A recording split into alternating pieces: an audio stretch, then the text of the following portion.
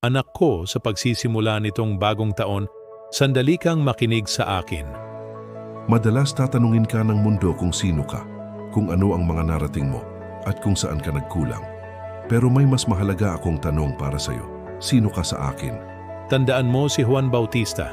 Nang siya'y tanungin, hindi niya itinuro ang sarili niya. Ang sagot niya, ako'y isang tinig na naghahanda ng daan. Ang buhay mo ba sa sarili mo nakaturo o sa akin ito nagbabalik?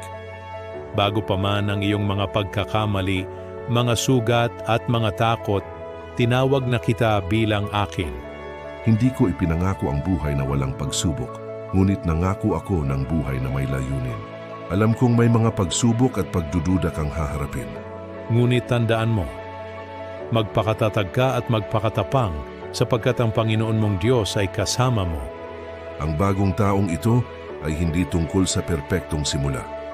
Ito ay tungkol sa pagbabalik. Hayaan mong ibulong ng iyong buhay.